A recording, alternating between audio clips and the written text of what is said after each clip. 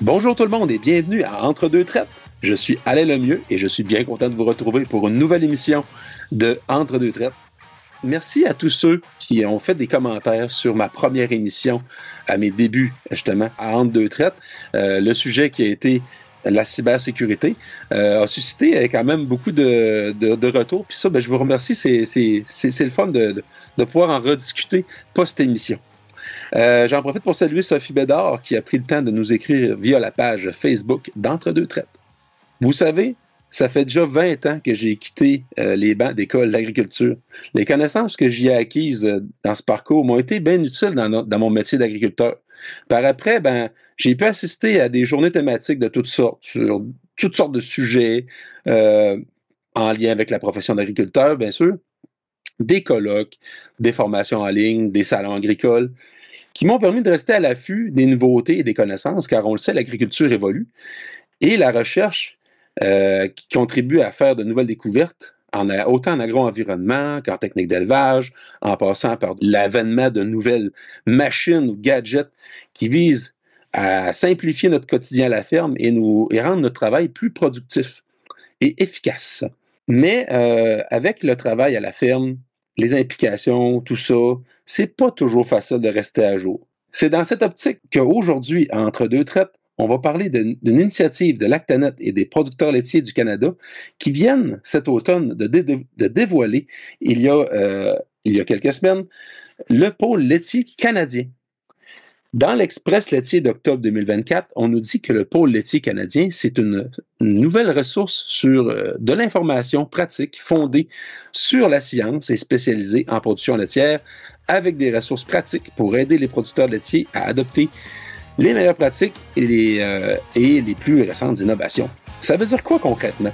C'est de ça qu'on parle aujourd'hui à Entre deux traites.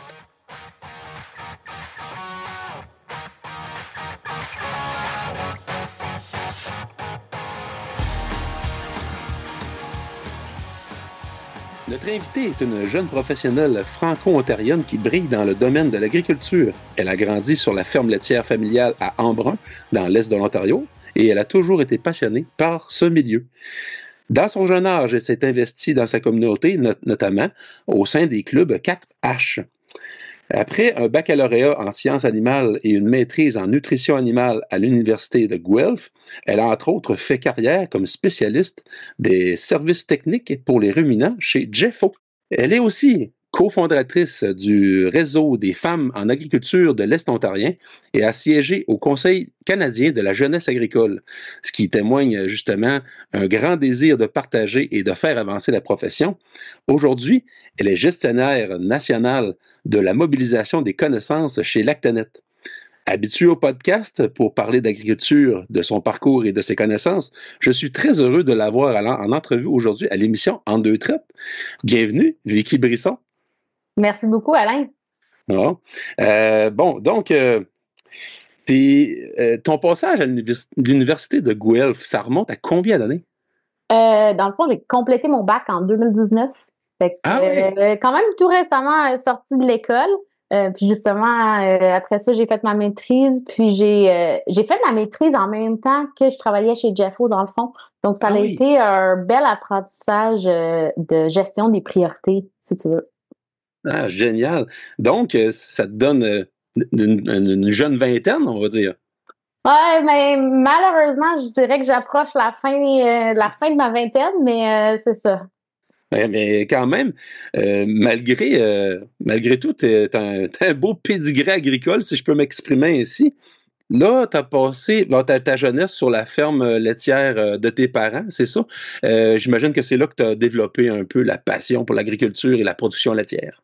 Exactement. Ben, dans le fond, moi, j'aime dire que j'ai la production laitière dans le sang parce que mes deux parents viennent de familles de producteurs agricoles ou de producteurs laitiers, si tu veux, là. Je me trompe toujours, là, mais je dirais que j'étais la 7e génération à grandir sur la ferme laitière paternelle. Donc, on avait une 60aine de vaches Holstein en lactation. On faisait justement là, toutes nos récoltes pour les vaches et tout. Malheureusement, dû à des raisons de santé dans la famille, on a dû vendre le troupeau et le quota en 2013. Mais malgré tout, je pense que mes parents ont su me partager leur passion pour l'agriculture puis pour le milieu laitier. J'avais tellement de respect pour tous les sacrifices, mais aussi toute la passion qu'il y avait pour cette industrie-là. Donc, même après la vente du quota, j'ai continué à m'impliquer dans l'industrie laitière. J'ai fait des traites chez des producteurs dans la région. Donc, ça aussi, ça m'a permis de voir un peu des façons différentes de faire, de comprendre des fois pourquoi est-ce que mon père faisait des choses, de certaines choses, ou pourquoi est-ce que ma mère insistait tellement qu'on ait un bon processus en début de traite pour s'assurer que les vaches avaient une bonne santé du pied puis tout ça. Donc, ça a été vraiment une belle école de la vie malgré tout. Puis, évidemment, là, comme tu mentionnais dans l'intro, j'ai aussi été impliquée dans les 4H. Encore une fois, une petite anecdote. Mes parents se sont justement rencontrés dans cet organisme jeunesse-là, là, qui est l'équivalent des jeunes ruraux ou plus ou moins proche là, au Québec, si je me trompe pas. Donc, justement, là, dès que j'ai entraîné ma jeunesse 4H, je l'ai montré aux expos, dans le fond, jusqu'à ce que je sois trop vieille pour m'impliquer. Dans tout ça aussi, j'ai développé un intérêt pour tout ce qui est médecine vétérinaire.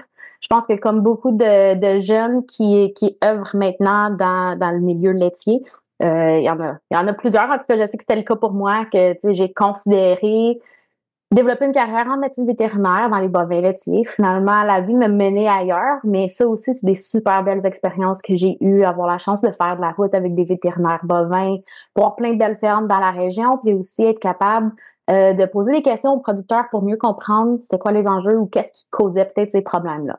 Fait qu'ultimement, tout ça pour dire que oui, moi, quand j'ai considéré mon futur parcours de carrière, ben il y a jamais vraiment eu d'autres options hors de l'industrie laitière, si tu veux. C'était plus qu'est-ce que je vais faire dans l'industrie laitière, mais ça a toujours été bien enligné de cette façon-là. Génial. Et écoute, juste à t'écouter parler, à répondre à ma première question, je bois tes paroles. Je remarque beaucoup je pense que le transfert de passion parent-enfant a été réussi à 100%. Et puis, c'est ce qu'on remarque. Puis, aussi, tu sais, t'as progressé malgré la vente de la ferme de tes parents, tu as progressé quand même à travers cette passion-là qui est l'agriculture, la production laitière. Donc, c'est vraiment génial. Là, t'es gestionnaire national je ne veux pas me tromper dans le terme, là, mais gestionnaire national de la mobilisation des connaissances chez Lactanet. Explique-nous, c'est quoi ton rôle? Ouais, ben, tu sais, je veux pas trop vous ennuyer avec tous les détails là-dedans. En gros, c'est un gros titre, mais je préfère l'expliquer avec des analogies. Fait que, comment j'aime beaucoup l'expliquer, c'est comme si j'étais une chef d'orchestre entre notre équipe d'innovation et de développement. On a environ 20 experts en production laitière, là, que ce soit dans la gestion des données ou dans la production laitière. Puis, justement, comment est-ce qu'on gère bien avec notre équipe des marketing et communication? Comment aussi est-ce qu'on travaille avec notre équipe sur le terrain? Pour s'assurer, dans le fond, que ce qu'on communique aux producteurs, c'est pas juste basé dans la science, mais c'est aussi informatif, clair et intéressant. Mais, tu sais, ultimement, si on a juste un de ces aspects-là, le producteur, il veut que ce soit, tu sais, direct au point. Tu sais, comme on dirait en anglais, le temps, c'est de l'argent. Fait que, c'est important que ce soit clair, puis on veut vous offrir des nouvelles informations qui, oui, sont scientifiques, mais après ça, vous n'avez pas besoin d'avoir tous les petits détails. Ce que vous voulez savoir, dans le fond, c'est qu'est-ce que ça veut dire pour ma ferme, puis comment est-ce que ça peut m'aider à m'améliorer puis à atteindre mes objectifs. Fait que ça, c'est normalement les questions que je garde en tête quand je travaille avec mon équipe. Puis justement, en parlant de mon équipe, tu sais, ce que je fais, je le fais pas toute seule. Fait que j'ai aussi une équipe de 3 experts en transfert des connaissances avec qui je travaille, puis ils sont vraiment essentiel justement au bon fonctionnement de tous nos projets et nos initiatives. Génial, génial. Ben, on voit déjà que tu as une forte expérience du terrain parce que tu sais déjà exactement comment gérer ça auprès des producteurs agricoles qui, oui, en effet, on aime ça avoir l'information sans détour et rapidement pour être capable de s'améliorer puis aussi apporter des correctifs quand on a des problèmes sur nos fermes. Donc, bravo. Là, aujourd'hui, tu es avec nous pour nous parler du pôle laitier canadien. Comment ça a commencé tout ça, là? Absolument. Ben, le pôle laitier canadien, là, d'abord, c'est une initiative en collaboration avec les producteurs de lait du Canada. Puis ça revient à l'objectif d'apporter des connaissances facilement accessibles aux producteurs, des connaissances pour les aider à appliquer les meilleures pratiques. Ces meilleures pratiques-là, ils changent constamment aussi. Fait que ce qui est pertinent ou ce qui est vrai un an peut évoluer à travers les années suivantes. Donc, l'objectif, c'est de permettre aux producteurs de dire, OK, voici ma ressource qui est basée sur des données canadiennes, des recherches récentes et validées. Dans le fond, c'est aussi les dollars des producteurs qui vont à financer ces projets de recherche-là. Alors, c'est important que, non seulement ces dollars de recherche-là, ils soient bien utilisés dans la recherche, mais aussi qu'on vous recommunique c'est quoi les résultats de cette recherche-là. Fait que c'est pour ça, dans le fond, ultimement, que le pôle laitier canadien a pris vie. D'accord. Puis, donc, c'est Lactanet qui gère ça? Exact. Fait que dans le fond, nous, on est le gestionnaire de projet, là, si tu veux, puis on exécute le projet. Comme vous savez probablement, tu sais, Lactanet, on a une belle équipe sur le terrain. Donc, on a cette connexion-là, non seulement avec les chercheurs, avec la recherche, mais aussi sur le terrain. On a une équipe qui est assez ambivalente, puis qui est aussi présente à travers le Canada. Donc, ça nous permet aussi, non seulement au niveau Lactanet, mais aussi au niveau de nos partenaires provinciaux. Donc, par exemple, que ce soit les PLQ, Dairy Farmers of Ontario. L'autre aspect important, c'est aussi de rassembler tout ce beau monde-là qui, de leur côté, font peut-être des initiatives qui pourraient aussi être partagées dans d'autres provinces. Donc, moi, je dis toujours que l'objectif, c'est pas de recréer le cycle, mais c'est vraiment d'utiliser ce qui existe déjà, si tu veux. Donc, c'est ça. Comme une touche personnelle à une recette qui est déjà bonne. Exactement. C'est bien.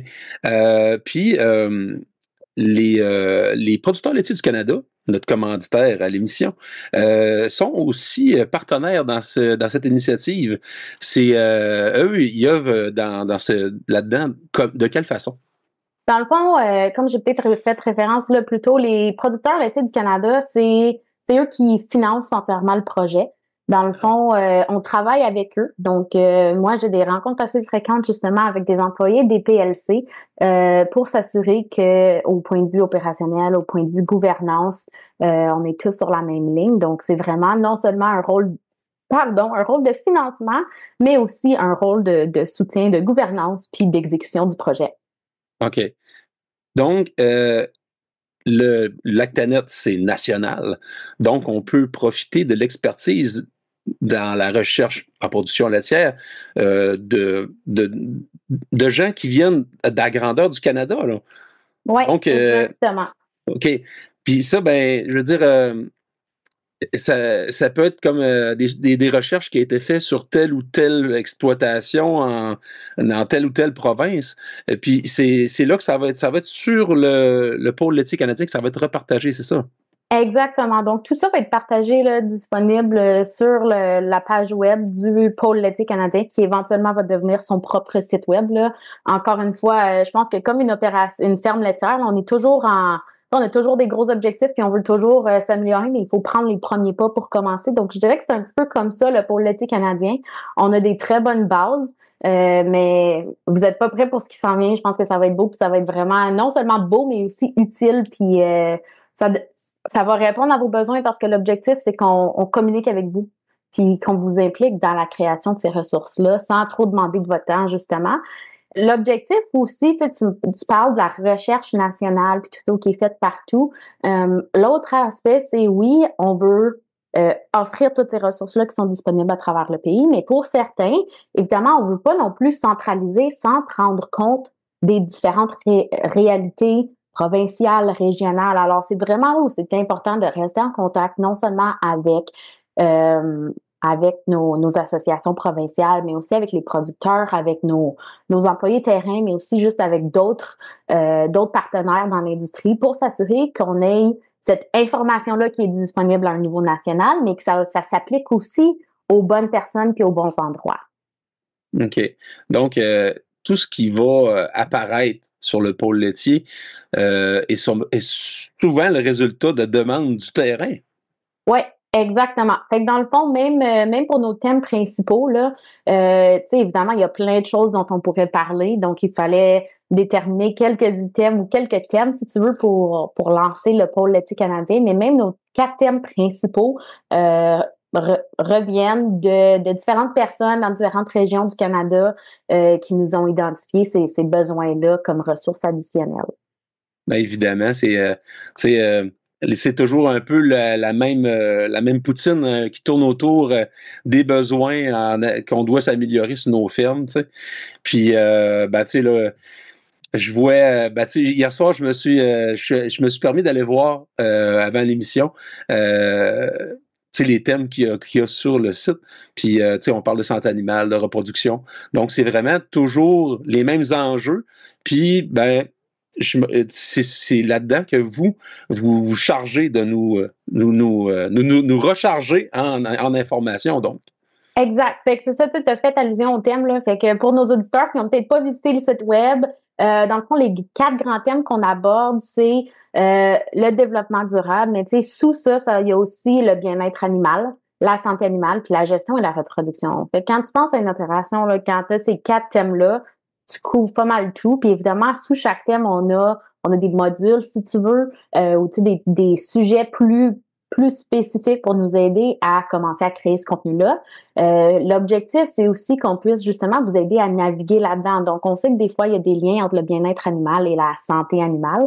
Donc, l'objectif, c'est aussi de vous aider à trouver les ressources parmi tout ça, de pas juste les mettre en silo non plus. Donc, s'il y a une ressource qui est pertinente à la fois pour 2 de ces thèmes-là, ben, de s'assurer qu'on crée un environnement qui crée pas plus de silos, mais dans le fond, qui vous permet de naviguer efficacement tout ça. OK. Ben, là, le pôle laitier, là, la page, elle est née à quel moment cet automne environ? Ben, dans le fond, on a créé notre page du pôle laitier canadien en septembre. Donc, ça, c'est une page qui existe sur le site web de Lactanet. Comme j'y ai fait référence plus tôt, là, on est en processus de croissance constant. Alors, l'objectif ultime, c'est d'avoir un site web qui est entièrement dédié au pôle laitier canadien, détaché de Lactanet. Mais pour l'instant, justement, il fallait commencer par le commencement. Puis on a priorisé justement créer des ressources puis du contenu pour vous, les producteurs laitiers, pour pas que vous disiez, mais OK, c'est bien, il y a un super beau site web, mais il n'y a rien sur ce site web-là. Alors, c'est ça. OK, très bien. Ben, Vicky, on doit s'arrêter pour un message de notre commanditaire, les PLC. Restez là, les amis. On va continuer d'approfondir sur le pôle laitier canadien au retour et découvrir l'utilité pour vous et moi en tant que producteurs laitiers. À tout de suite.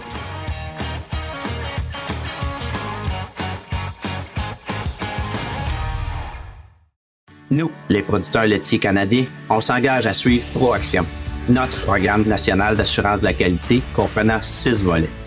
Le volet qualité du lait, par exemple, veille au respect de normes élevées en production laitière. Le volet salubrité des aliments garantit entre autres que notre lait respecte 42 exigences. Et il y a le volet bien-être animal qui assure le bien-être de nos vaches.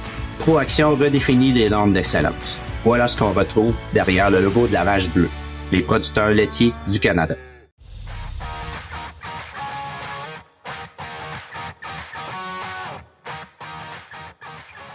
On est de retour à En deux traites avec Vicky Brisson, gestionnaire nationale de la mobilisation des connaissances chez Lactanet.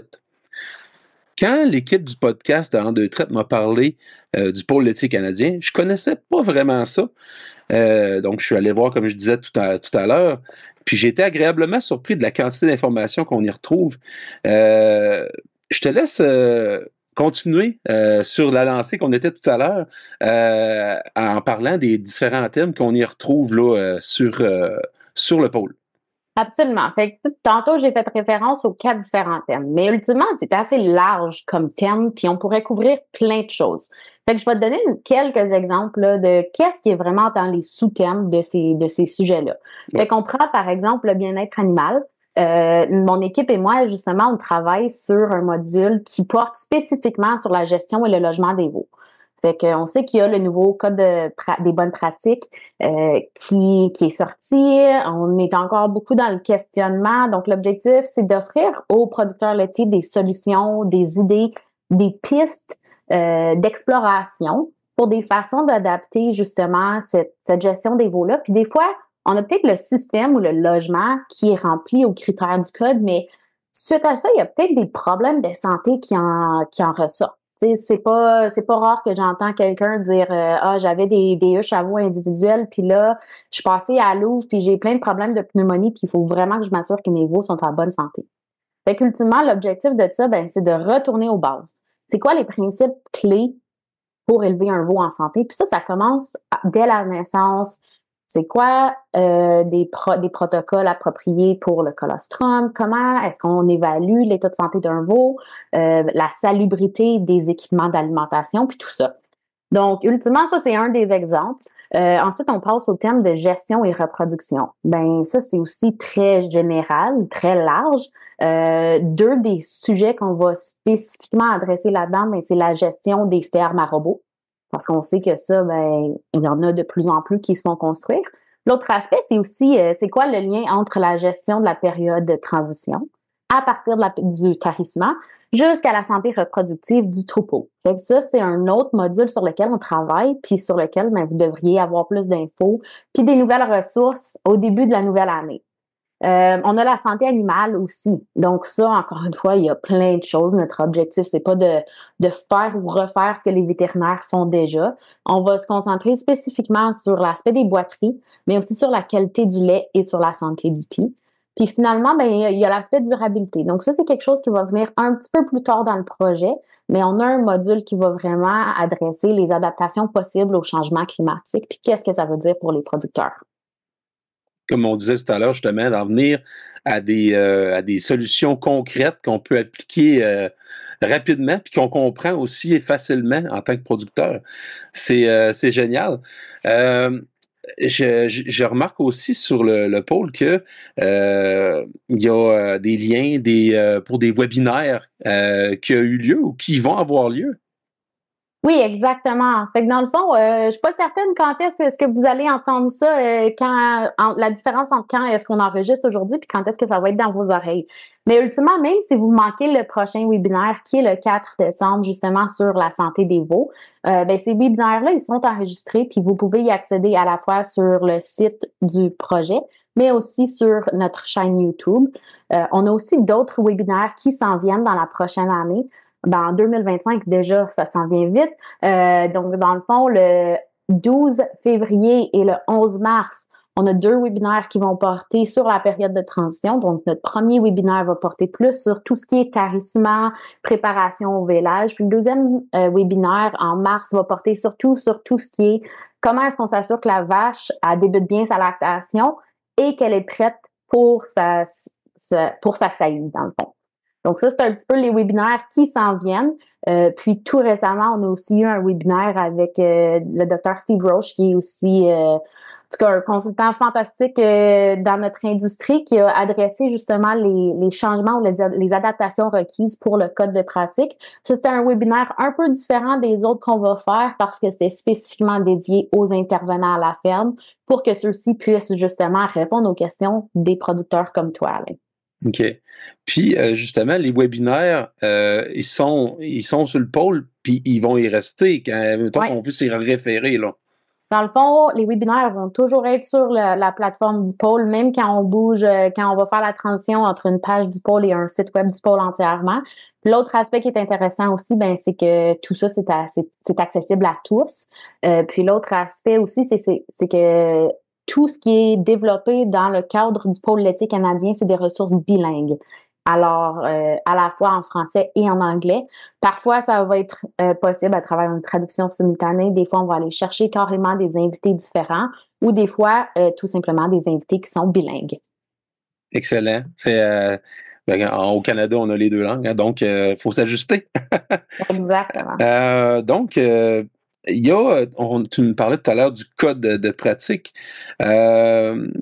Il y a une section justement sur le code des bonnes pratiques en élevage, c'est ça? Exactement. Dans le fond, l'aspect du code de pratique, là, moi, je vais commencer en disant que c'est pas mon domaine d'expertise, le bien-être animal.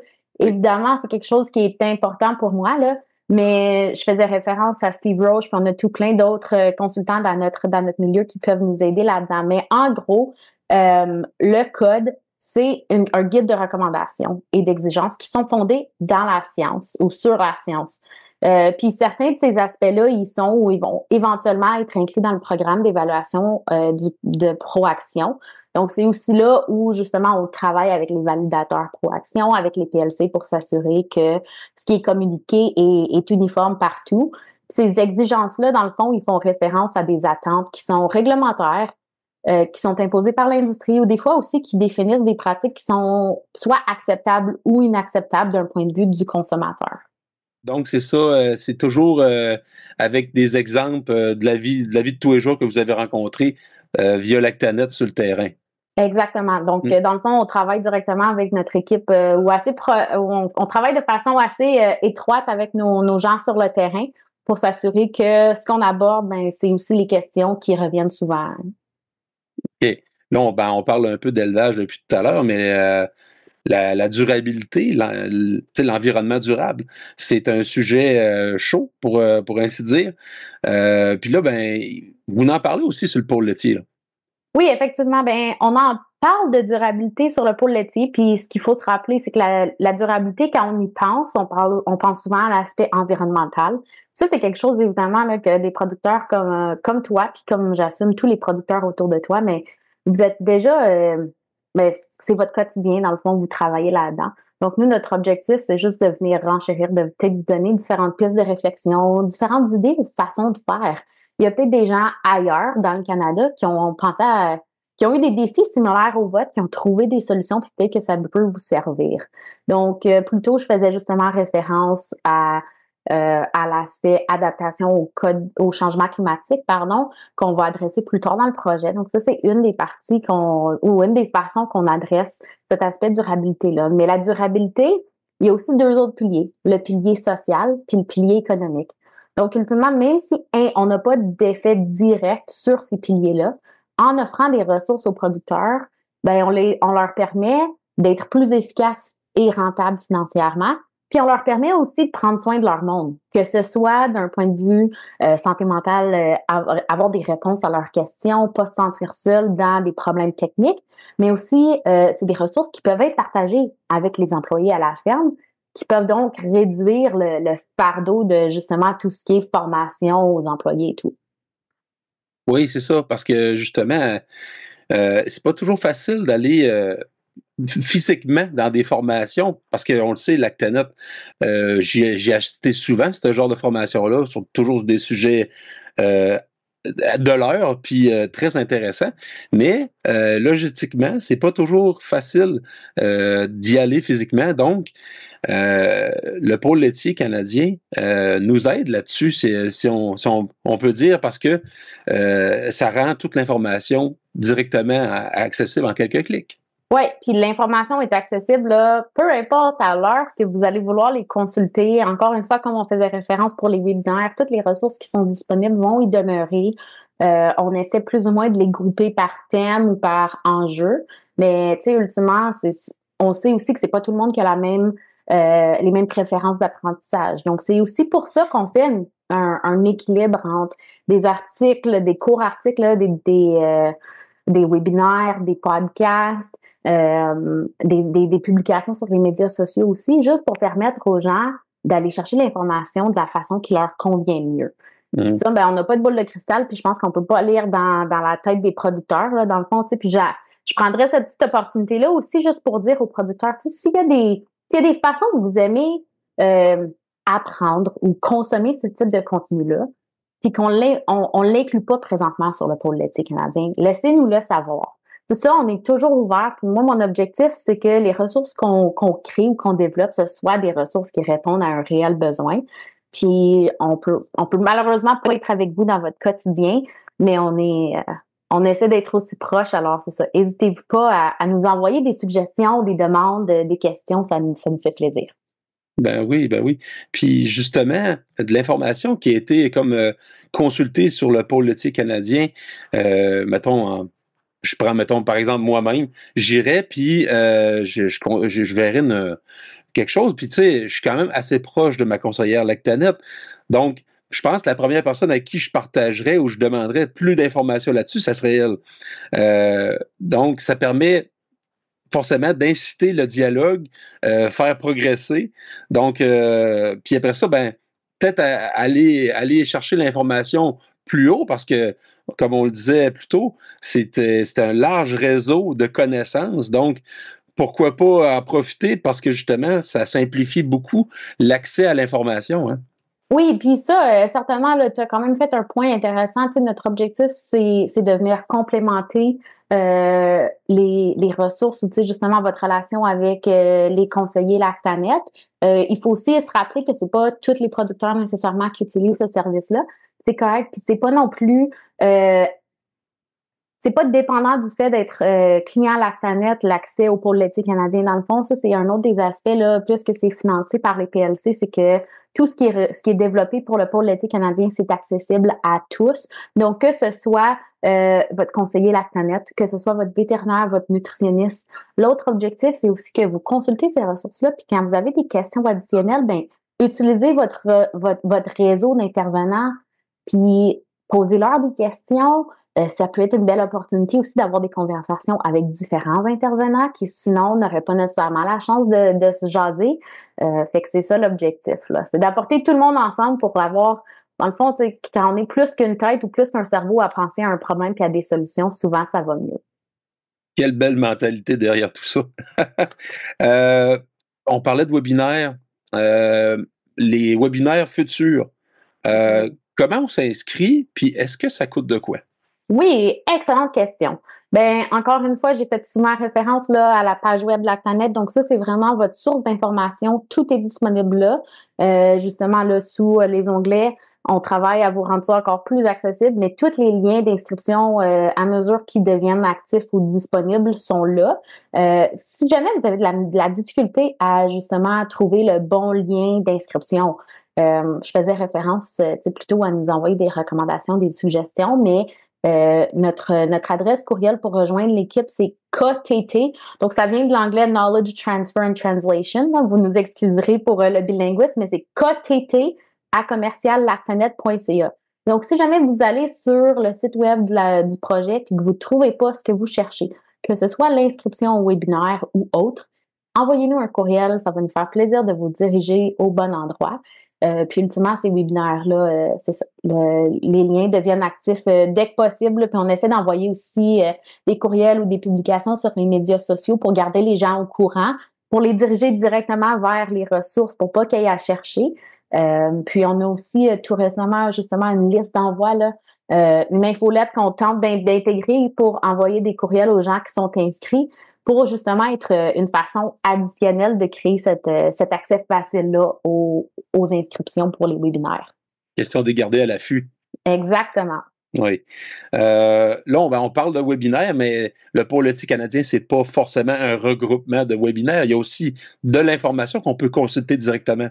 Exactement. Puis, ben, pour retourner à ta question précédente aussi, toute cette information-là est accessible gratuitement, même les webinaires. Donc, vrai. Ça, c'est grâce au financement des PLC. Mais oui, évidemment, c'est plus que des webinaires. Puis ça fait partie d'avoir cette approche 360, si tu veux, de tenir en compte que peut-être que tu as manqué le webinaire ou peut-être que c'est long écouter un webinaire pour 1 heure puis tu veux les informations d'une façon différente. Alors, il y a les webinaires, mais il y a aussi une série de guides graphiques, si tu veux, ou d'infographies. On a des courtes entrevues avec des experts laitiers, mais aussi avec des producteurs laitiers. Donc, on a la chance d'aller sur quelques fermes laitières à travers le pays, de prendre des vidéos, des témoignages d'eux en lien avec les thèmes qu'on aborde. Autre chose aussi, évidemment, mais il y a le webinaire, mais tu mentionnais ou on mentionnait aussi cet aspect-là de communauté ou d'échange.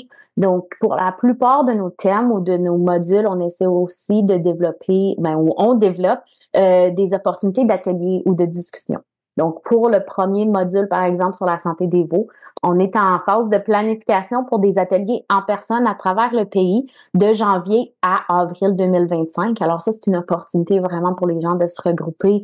Comme tu disais aussi plus tôt, peut-être d'apporter de l'information de la ferme, puis non seulement d'apprendre quelque chose, mais de vraiment comme créer un plan d'action pour créer des changements à la ferme. Puis ces groupes de discussion-là virtuels aussi qui permettent aux gens de se joindre du confort de leur maison, puis peut-être aussi de créer des contacts avec des gens qui sont hors de leur région ou hors de leur réseau immédiat. Donc, je pense que ça résume pas mal ce qu'on fait. On est aussi, pour certains sujets, là, en développement d'outils. Par exemple, si vous voulez construire une nouvelle étable à Génis, c'est quoi le meilleur type d'étable à Génis pour vous? Ça peut dépendre de différents facteurs non seulement de gestion, mais aussi économiques. Alors, évidemment, c'est pas un outil parfait, puis c'est pas un outil qui prédit le futur, mais ça peut aider à débuter ces réflexions-là. Donc, ça, c'est le genre d'outil qu'on développe pour le pôle laitier canadien. D'accord. Pour avoir assisté à quelques formations en ligne, souvent, il y a plusieurs participants, puis on va dire le partage des gens qui sont et c'est quelque chose de riche parce que justement, c'est des connaissances de terrain. Puis c'est quelque chose qui, le réseautage, il n'y a rien de mieux que ça pour grandir dans une profession ou dans n'importe quoi. C'est là l'esprit du partage. Donc, c'est les webinaires, en tout cas, à tous mes auditeurs, je vous invite à y aller. Si vous êtes gêné, là je parle en connaissance de cause, si vous êtes gêné de parler devant tout le monde, vous n'êtes pas obligé, mais en fait, écoutez, puis ça va être tout aussi profitable pour vous, mais c'est ça, pour ceux qui ont plus d'audace puis qui aiment la parlotte puis aller partager, c'est ça permet de faire grandir encore plus. En terminant, on a cité tout à l'heure l'adresse courriel qui est pour justement avoir des informations, des ressources par rapport au pôle. Ça, peux-tu me la répéter, s'il te plaît? Absolument. Donc, notre adresse courriel pour l'équipe du projet, c'est ktt@commerciallactanet.ca. Good. Puis ça, dans le fond, y a-tu aussi, mettons, sûrement avec nos conseillers Lactanet régionaux, c'est ça, il y a toujours moyen d'aller faire le lien avec en hauteur, on dirait. Je vous encourage à, justement, là, pour ceux d'entre vous qui écouteraient le podcast puis qui ont leur conseiller Lactanet, c'est toujours votre point clé, là. L'objectif, c'est aussi juste de tenir en compte les gens qui, peut-être, pour quelque raison que ce soit, n'aient pas accès à ce conseiller-là ou, c'est pas nécessairement le même réseau partout à travers le Canada non plus. Donc, c'est ça. Good. Merci, Vicky. J'ai vraiment apprécié cet échange-là qui est sur une initiative qui est formidable. Puis, je vous souhaite beaucoup de succès et une belle continuité à ça. Merci Alain, ça me fait plaisir. Puis je suis certaine qu'il va falloir rester en contact pour qu'on puisse te partager et avoir ton opinion sur certains de nos contenus avant qu'on les publie. Avec grand plaisir.